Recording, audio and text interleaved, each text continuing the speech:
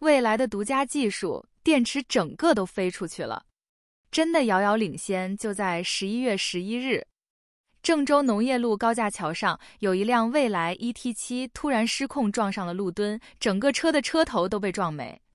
发生撞击之后，车辆的电池直接弹射起步，飞出几米远，随后在附近燃烧了起来。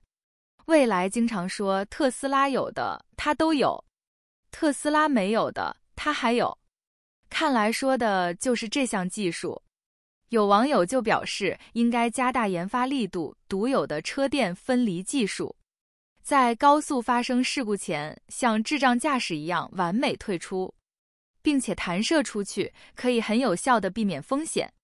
这要是开发出来，绝对的遥遥领先。电池在外面烧，不会烧到整个车子，直接下高速换块电池继续赶路。同时在郑州这次事故中，蔚来犯了一个小错误，车门变形严重，无法打开。对比弹射的电池，这个还是可以原谅的。每次在路上看到咱们这些号称500万以内、1000万以内最好吃的车屁股，窄轮配大车身，就好比筷子上插馒头，大胖子裹小脚，馒头下面压了根面条，真的是极度的不协调。你再看看这个，是不是馒头下面压根油条，大胖子配大脚，一眼看上去就是肌肉发达。所以你知道为什么健身光练上面不练腿会被人笑了吗？好车呀必定是宽胎，胎窄呀一定是垃圾车，车越便宜胎越细。你放眼全世界，也只有咱们这些卖50来万的大型 SUV， 你看清楚了啊！我说的不是中型，不是中大型，是大型 SUV， 给你配的是中型车的胎，是不是很搞笑？你看看中大型的 SUV， 但凡上了价格的，哪个不是至少305、315、325起步的这种宽胎？你在豪华车上根本就找不到细胎。这么说吧，豪华一定宽胎，好车的胎呀不一定宽，但是宽胎一定是好车。宽胎呀不一定豪华，但是窄胎呀一定不豪华。胎宽的车呀，大多数情况下比窄胎的车贵。你可以看看啊，轮胎宽的有没有很差的车？轮胎宽不一定豪华，但是豪华的车轮胎肯定宽。轮胎宽呀，就是辨别真假豪车最容易的地方。以后啊，你在路上交女朋友，如果不认识车标，你就看胎宽。胎越宽，基本上车越贵。非宽胎不豪华，你可以从劳斯莱斯开始往下数，不管是轿车、SUV 还是超跑，没有一台车不是宽胎。你再敢说我们375公斤载重量，我削你信不信呢 ？I'm sorry， 大姐，我没说你。我们家车都是375公斤，你没说我，你说谁？那你为啥不做好一点呢？你管不着啊！谁给你多少，我给你双倍呀！我从小接受的教育不支持我做这种事情。这事儿你怪不了人家呀，是你自己造的车，你自己标那么多呀。我下次多写一点点啦，给你1000万，你夸夸我。看人真准。安全是最大的豪华，我们的大部分高低端车型都采用375公斤这样一个黄金的载重量啊，秉承着这样一个按照标准的下线造车的理念，多一分嫌臃肿，少一分嫌纤细。那么为的就是提醒广大的车主不要超速啊，不要超重，因为超出了重量，它的刹车距离会变长。所以说啊，也希望广大的友商们秉承着我们这样一个标杆的设计，你不要打破我们的这种规矩，不然就是你的不对啊！希望说得好啊！希望我们的国产车越来越好。明天来我们这儿报道当副总了。继宝马 5S 店倒闭之后，天津最大的奥迪 4S 店永豪奥达爆雷了。11月12日，据多位网友发文表示，奥迪 4S 店倒闭跑路了。从影片看， 4S 已经人去楼空，没有一位工作人员前来处理问题，车主表示已经没有员工，全跑光了。大厅内除了维权的人，就只有几辆新车摆放着，前来维权的车主也只好待在原地，希望能等到相关负责人出面处理问题。非常奇怪的是，这家店在月初还直播过，还举办沙龙活动，当时还挺热闹的，让车主们都没有察觉到 4S 店要跑路。现在瞬间倒闭，人都找不到，真的演技一流。此外，还有网友透露，这家店的会员中心也已经无法登录，车主此前充值的储值金如今也无法查看。也有网友表示，有个良心客服前几天给自己发消息，让他赶紧去做保养。同样在11月12日，永豪旗下的另一品牌红旗 4S 店贴出了闭店通知，原因是公司资金链断裂，公司面临严重的资金压力，所以不得不关停店面，并声称本店已经按照相应流程要求暂停新车销售和售后维保等业务。据悉，这家 4S 店成立于2009年，注册资本高达3000万元，总投资高达17500万元，建筑面积有18000平方米，光销售展厅就有3000平方米，可以同时展示18台以上的车型，非常有规模与实力。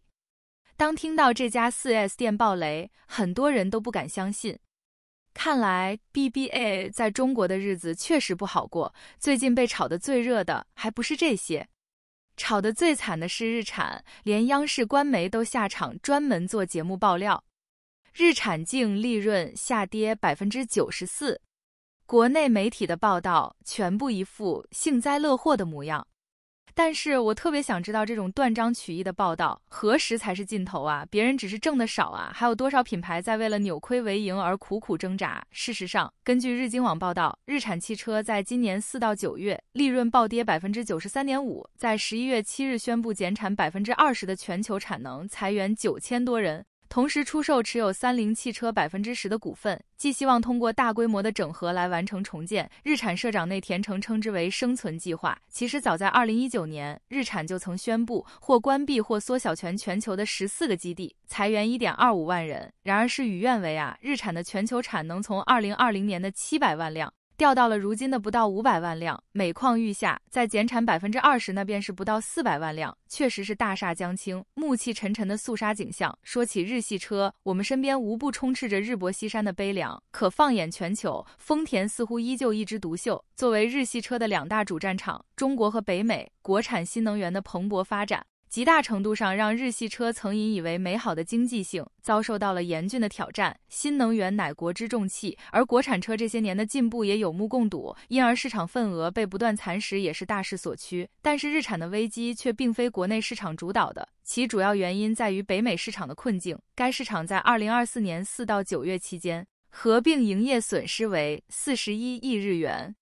而去年的同期则为盈利2413亿日元，北美市场占据日产整体营业利润的 70% 以上。短短一年云泥之别，内田诚给出的答案是，北美市场纯电动汽车销售放缓，混动车销量却在增长，而日产将重点放到了纯电动车上，未能及时推出混动车型，导致在市场上的竞争力一再下降。同样在互联网上已经倒闭了无数次的现代汽车，恰恰用实际行动证明了这一点。3季度现代汽车全球营收在再创新高的同时，在北美市场实现了 9.3% 的销量增长，其混动车型同比大增 40%。由此可见，打败日产的从来都不是别人，而是它自身的产品正在渐渐地丧失了竞争力，而不是国产车有多么厉害。随着德系车、日系车整体利润大幅下滑的新闻，其中德系宝马3季度利润暴跌 83.8%， 奥迪3季度利润暴跌 91%， 奔驰3季度利润暴跌 53.8%。日系的日产净利润暴跌 94%， 本田预计全年利润下滑 12.6%， 丰田预计全年利润下滑 20%。然后评论区就沸腾了，有幸灾乐祸的，也有吹嘘是中国车崛起造成的德系日系车走向了没落。那么事实真的如此吗？德系车的利润暴跌跟中国关系很大，因为德系3强的 30% 以上的营收都来自中国。随着中国汽车价格内卷以及销量的下滑，中国市场利润暴跌，至少给 BBA 贡献了 50% 的负增长，但另外的 50% 的负增长中国不用背锅。日系车则与德系车不同，无论是丰田、本田还是日产、马自达，中国从来都不是他们的第一大市场。按照财报显示，丰田的收入和利润主要来自日本和北美地区。丰田51% 94% 的汽车销售， 73.8% 的利润来自日本和北美地区。而在这两个区域，中国车企根本挤不进去，因此丰田营收下滑与中国车企关系不大。与丰田相同的是本田，美国和日本分别为本田汽车的第1大和第2大市场。而本田摩托最大的市场是印度，也不在中国。因此，中国本田销量下滑对本田的利润影响也有限。与美国市场普遍偏软相同的是日本市场，今年以来日本本土汽车市场销量集体下滑，而且大部分品牌下滑超过 40%。但很显然，日本几乎没有中国汽车在售，比亚迪在2023年进入日本，销量少到他们自己都不宣传。所以无论是德系车还是日系车，销量下滑、利润暴跌的主要元凶根本不是中国汽车的崛起，而是世界经济的下滑。尤其美国和日本2个国家，由于美国通货膨胀，很多物价上涨超过了 100%， 而日本受美国影响，日元大幅度贬值也形成了变相的通货膨胀，因此这2个国家的汽车购买力大幅下滑，才造成了日系、德系车的利润暴跌。而中国汽车所做到的贡献，到目前为止还只限于在国内。而且大部分车企都是赔本赚市场，日系和德系车失去的利润，实际上是我们国产车牺牲自身利润而换取的，甚至可以说是我们亏了血本换来了对方在中国市场利润下滑。我们的大部分车企处于亏损状态，用低价补贴的方式挤掉了日系、德系的部分暴利。我们得益什么呢？到现在为止，我们还没有任何一家品牌能够威胁到主流汽车品牌在国际上的市场地位。虽然比亚迪销量已经排进了全球前10，但它销量的 90% 都来自中国国内。一群幸灾乐祸的国人，也不看看他们的负增长不是我们造成的，他们失去的利润也没有让我们赚走。我们的上汽集团前3季度利润下滑 39.45%， 广汽下滑 97.34%， 长安汽车下滑 63.78%， 甚至我们大多数车企还没有尝到过利润2字。哎呀，第一次见这么薄的车，轻轻一追尾，就这后围，这后底板。我去！有活的话，咱一起干。更狠的是啥呀？这都能撕开。还有撞的是这边，这边居然能鼓起来。啊，太薄了这车，后边一点吸能装置没有，根本就，我操！这车不行啊，光便宜不行啊，兄弟们。国产车真的不能聊了一下，我又被关小黑屋了，被封了1天。这个国产车真的是要命啊！晚上在直播的好的，我聊了一回比亚迪，我说比亚迪这个车子太好了，太高端了，我买不起，我也不敢去收，就说了这样的一些话。我不知道，哪些人在我直播间给我举报了怎么回事？啪，把我封了，真的要命啊！我能去说的如果国产车如果再这样子发展下去，它没有希望，你知道吗？我为什么从不推进国产车？不推进国产车的一个原因，因为它不让人说，它不让人讲真话，它不让人讲人话，出了问题就会找他们公关团队，从来不会帮客户解决问题。所以就说卖车买合资，并不是说让你过来买我这些二手车。好了，被封了1天，明天不播，后天接着播。以后我直播的时候尽可能不要去聊国产车，国产车真的不能聊。特斯拉 Model X 充不了电了，充电机坏了，这就是有小毛病，可以修。龙哥，粉丝们还是喜欢你之前嚣张的样子。哪有，我一直这样，充电机在后备箱拆出来，把充电机上盖拆掉。特斯拉的充电机里边有3块电路板，一般它的 IGBT 或者2G 管坏的特别多。我们用腕表来测量一下，这一项2G 管已经短路直通了，坏了。中间这一项2G 管正常，有 0.5伏左右压降，所以这一块电路板坏了，我们需要拆开修一下。电路板的焊点有点多，慢慢拆。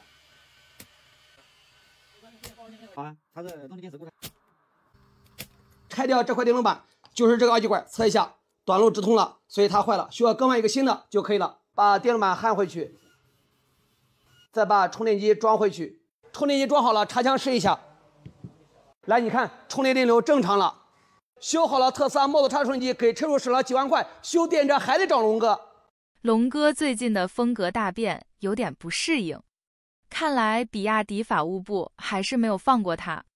同时，在比亚迪起诉的其他车评人就更惨。被比亚迪起诉的其中一位博主发视频吐槽说，自从比亚迪发了一个小新闻稿，管某人长期的对比亚迪发布这种不实的恶意攻击的信息，所以把我告了。然后之后呢，管某人就遭到了无期数的这种小视频的恶意攻击，这种网络攻击啊，各种各样的，甚而至于把百度上我的个人的简介都改了，这个我也不嫌丑。还有呢，视频咱拿出一段来啊。别说造车说车45年的老曾被比亚迪起诉了，这是短期比亚迪起诉的第4名黑公关，给比亚迪点赞啊！这位老桑被起诉，心里这个痛快啊，因为全网都能看得出来，每一条视频都在阴阳拉踩抹黑比亚迪和国家新能源战略。比亚迪这次集中处理黑公关事件呢，证明对长期诋毁比亚迪的黑公关，面对有组织有预谋手段卑劣的商战，比亚迪法务部终于开始反击了。不管你后台是谁，出于什么目的，严厉打击。这也够狠的。他表示现在的年轻人比我们这代有知识、有文化、更文明。他这里边给我用了个词儿叫老登，我觉得这是一个对我很尊重的词儿。说我什么黑公关，前边比亚迪都说我是自媒体了，怎么又变成黑公关了？身份是什么？还说了什么？每天每条都在拉踩比亚迪，我关注的是行业。比亚迪是行业里边这么一小丢点犯得上吗？我没那么多精力盯着比亚迪，也许吧，比亚迪在您心里边那是地位高高的，太崇高了。你说我就完了，你还说什么北方大厂倒了，比亚迪也倒不了。这个北方大厂跟我有什么关系啊？当然了，我以前确实宣传过北方大厂啊。我理解的北方大厂就是一汽集团，一汽集团那是中国汽车工业里边汽车工业之长子国家的。那么如果它倒了，比亚迪都倒不了，我不理解这句话什么意思啊？总而言之，我觉得这视频呢，基本上是这个一个模子出来的，说的东西都是一样的一个模板，所以我超级怀疑呢，是有人操控水军来对我进行恶意的人身攻击。老头子，我弄不明白这是怎么回事啊？新事物咱没见过，这里边呢还有事儿私信来攻击我，汉奸、卖国贼、倭寇啊，见了面还要揍我，还要怎么样？这是已经到了人身威胁的程度，说我是汉奸，我觉得这个搁我脑袋上不合适。假如说我有私生子，还不止一个私生子放到美国去了，拿美国国籍，还在美国上大学，住美国的大号子大别墅，这个你说我是汉奸，我也没有在中国造的。然后赚钱赚足了以后，到美国去拿数以百万计的美金去资助民主党竞选，这事儿我也没干呢。大家搜都是什么人呢？这都是你说的卖国贼。咱就说最近一段是吧？欧盟跟中国谈电动车关税问题，我们国家已经说了，有人私通欧盟，出卖国家利益，出卖行业利益。当时我很愤慨，后来查了查这个文件里边，确实提到这个叛徒了，但是他没我的名字呀，是不是？你说我是卖国贼吗？就算我有心去送这个情报，我沾得上这边吗？说倭寇他就更是无稽之谈了。比如说啊，我卖给日本的车用宽轮胎啊，在这个底盘上都喷了这防震胶，然后还加护板，零部件用好的，这事儿我也做不了啊，又不生产汽车，但是在中国生产的车那就甭说了，大家都知道有多烂了，然后还在这个到泰国去疯狂降价，然后被这个泰国政府批评之后呢，跟三孙子似的给泰国这个客车主，这么赔那么长，中国的这些车主怎么就没这待遇呢？说我是倭寇，我倒觉得这个人是不是倭寇啊？在中国割韭菜，然后到外边舔，这都什么人呢？然后说我是汉奸、卖国贼、倭寇。我觉得这事儿说的不对，说的这段什么意思？所有这些都是对我个人的人身攻击，我确实被比亚迪起诉。我老头子今年奔7了，但是我也不允许有人对我进行人身攻击、恶意诋毁、诽谤，对此我保留诉诸法律的权利。共产党就是好，有人打电话让我把共产党好的视频删掉，今天把话给你撂这儿，不管你是多大的领导、多大的哥，我绝对不会向任何组织或者个人妥协，因为共产党好，世界人民都向往。